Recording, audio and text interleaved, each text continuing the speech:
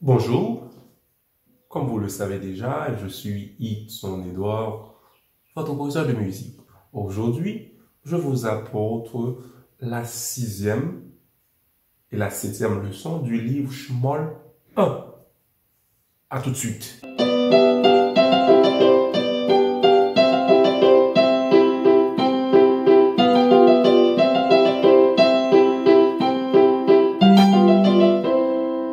La sixième leçon nous présente une nouvelle note. C'est la note Si à la main gauche. Donc pour la main droite, cette note de Si se trouve sur la troisième ligne, à la clé de Sol. Et celle-ci se trouve à la main gauche, à la première interligne. Pourquoi je dis première interligne? Parce que ici, la note Do centrale se trouve sur la ligne intermédiaire. Donc, disons, ici, cette note-ci se trouve sur la ligne supplémentaire, ou bien dans l'interligne supplémentaire à la clé de Sol pour la main gauche. Cette même leçon, qui c'est la sixième, nous parle de la sixte. Elle peut être majeure, mineure, diminuée et augmentée. Donc, voilà, regardez, ici, on nous fait Si et Sol à la main droite. Si en Sol. Donc, à rappeler que l'intervalle sixte est majeur avec 4 tons et demi. Elle est mineure avec 4 tons. Donc, elle est diminuée avec 3 tons et demi. Et elle est augmentée avec 5 tons. Voilà. Ici, c'est une sixte mineure. Elle devrait être majeure avec un Sol dièse. Elle devrait être augmentée avec un La. Voilà. Pour diminuer avec un Fa dièse. Donc, un Si et Sol, ça fait une sixte mineure avec 4 tons. Vous voyez? Un demi-ton, un ton et demi, 2 tons et demi, 3 tons, 4 tons. Donc, elle est mineure avec 4 tons. Et ici, à la main gauche, on a encore un Si Sol. C'est une sixte mineure. Pour ceux qui ont déjà acheté notre livre sur l'harmonisation, donc le premier chapitre nous parle de différents types d'intervalles, les intervalles simples et les intervalles composés. Pour ceux qui ne l'ont pas encore acheté, je vous conseille de le faire maintenant. Ok? Voilà.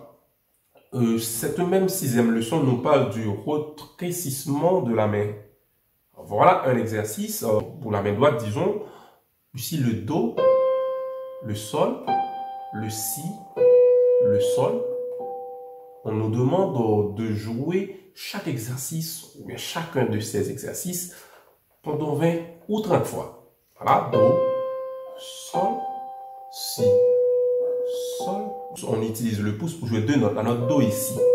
Voilà. Et dans la deuxième, on fait Do. Ici, Do, Mi. On fait Sol. On fait Si, Ré. On fait Sol. On fait Do. Mi avec deuxième doigt. Sol quatrième. Et Mi deuxième doigt. Encore pour la main droite, un autre exercice. Do, 2, Ré. Ici, on fait Ré avec le troisième doigt de la main droite. 2, Ré, Mi, Fa, Mi, Ré. Voilà. Des changements de doigts. Donc, on utilise des doigts pour d'autres positions comparativement aux positions naturelles qu'on avait l'habitude d'utiliser. Voilà. Ici, encore pour la main droite, on fait Ré avec le deuxième doigt. Ici, on va utiliser une même note pour plusieurs doigts. Ici, deux doigts pour une même note. Voilà. Ré, Ré, Mi, Fa, Mi. Voilà. Mi, Ré, Do. Do, Do, Mi, Fa, Mi, Mi, Ré, Do. Pour la main gauche, le même exercice. On fait un Do. La main gauche, c'est la position du Do central. Hein. Do, Sol, Si. Sol, voilà. Do. Ici, on va utiliser ce petit doigt pour jouer la note Do ici. Sol, Si, Sol. Et ici, l'accord. Sol, Si, Sol et le Do quatrième doigt, Mi 2, Sol, Voilà. Encore pour la main gauche, on continue à jouer Do, Ré, Fa, Mi, Ré. Des changements de doigts très importants. Ici Fa, Mi, Ré, Mi, Fa, Sol. Ce sont des petits changements de doigts qui n'est pas difficile, mais qui demandent un peu de pratique. Donc, on vous demande de jouer, de répéter entre 20 à 30 fois chaque exercice. Très important. Pour la 7e leçon, on nous parle de l'accroche. Rappelez que pour la première, 2e et 3e, 4e, 5e leçon, on a utilisé la ronde, la blanche et la noire. Cette fois-ci, pour la 7e, on nous présente l'accroche. Pour jouer l'accroche, c'est pas difficile, mais ça demande un peu de bon sens. Il faut faire un et. Donc, vous faites un sur la première note et sur la deuxième. Donc, on dit 2 croches égale à une noire et on aura besoin de 4 croches pour une blanche. Parce que chaque croche est égale à 1 demi. Donc, il vous faut 4 croches pour avoir 2 tons. On va jouer ce petit exercice qui est très important à la main droite. Regardez qu'est-ce que je vais faire. Je vais faire sur chaque croche un et avant même de frapper la nouvelle note. Donc, je vais faire sous la pulsation, je vais faire 2 notes à chaque temps. Voilà. 1 et 2, 3 et 4, 1 et 2, 3 et 4, 1, 2, 3 et 4. Le deuxième exercice. Donc ici, on va faire la même chose. 1, 2 et 3, 4 et 1, 2 et 3, 4 et 1, 2, 3 et 4 encore une fois.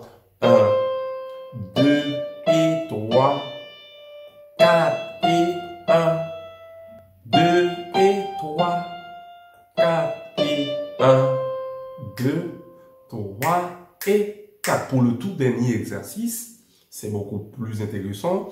On va jouer 1 et 2 et 3, 4, 1 et 2 et 3, 4, 1, 2, 3 et 4 et 1, 2, 3 et 4 et...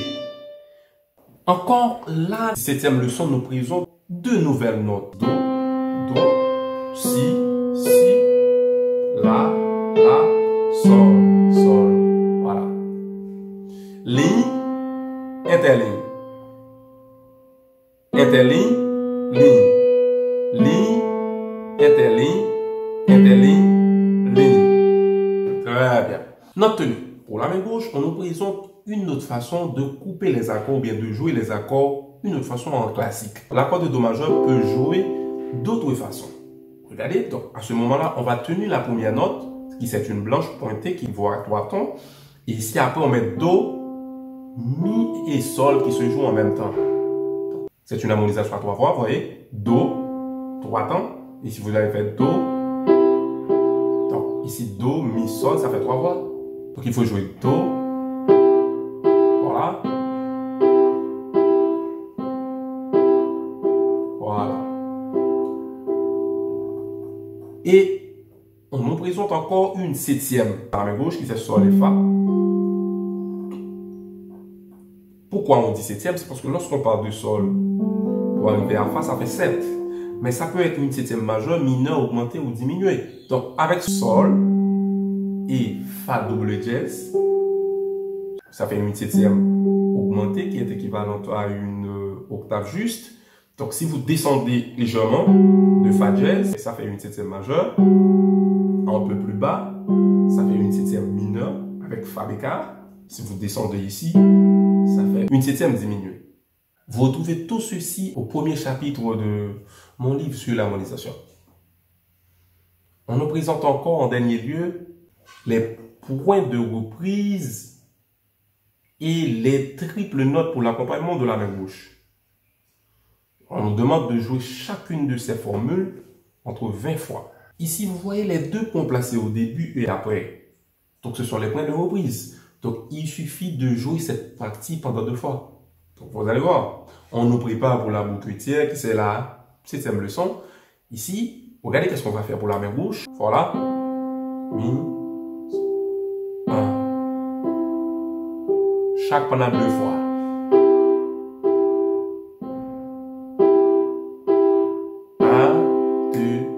Pendant 2 fois. 2, 3. Ici, c'est un sol 7e. Pendant 2 fois. 1. 1, 2, 3. 1, 2, 3. Ici, c'est sol majeur. Pendant 2 fois. Pendant 2 fois. Ici, sol. 2, 3, encore c'est sol 7e. 1, 2, 3, 1. 1. Et enfin, 1, 2, 3, 1, 2, 3. Ici, c'est la préparation pour la bouquetière qui c'est la 7e leçon. C'est là que nous devrions être arrivés et on y arrive enfin. 3 accords essentiels pour jouer la bouquetière. Do majeur. Ici, on va mettre ce petit doigt sur le Do et vous frappez. Et même ici, sur la 7e, premier renversement, sur Si, Fa, Sol. Ici, la même chose. Et enfin, Sol, 7e fondamental. Voilà, c'est ça seulement qu'on a besoin pour jouer la bouquetière. Et on va essayer de jouer chaque main séparément. La main droite avant, donc on a 3 tons à chaque mesure. Rappelez que la blanche pointée est égale à 3 tons.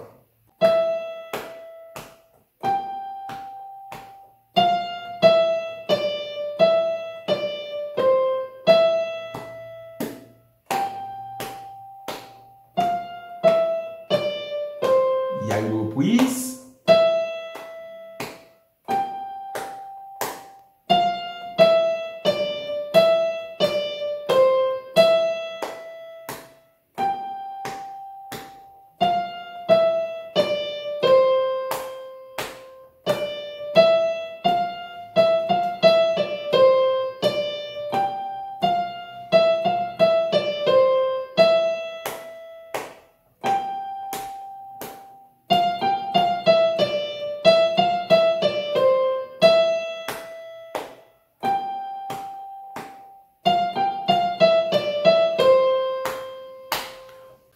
Pour la main gauche,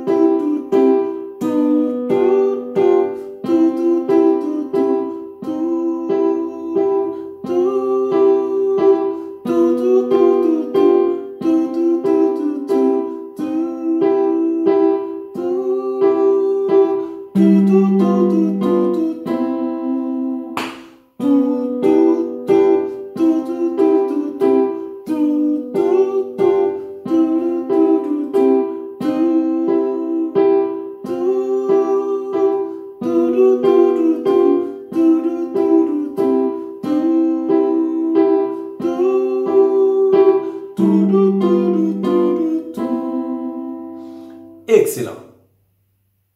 Maintenant, pour terminer, on va mettre les 2 mains. On va essayer de jouer ça très long. Après, on augmente le tempo légèrement.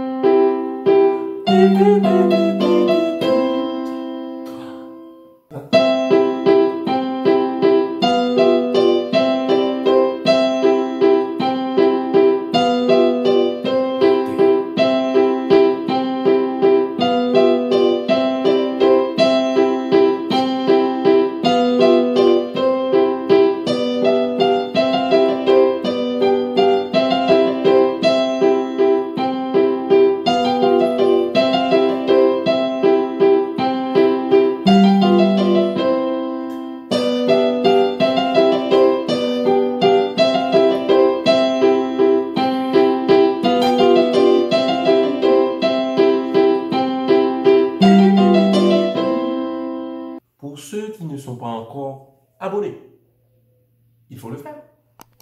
Vous voyez? Et non seulement abonner, et cliquez sur la petite cloche que vous voyez. Donc celui-ci dit que vous serez notifié de toutes les vidéos que je mettrai en ligne chaque semaine. Vous voyez, de bon coup. Allez! Le livre Shemol 1, 2, 3, 4 et 5 sont disponibles.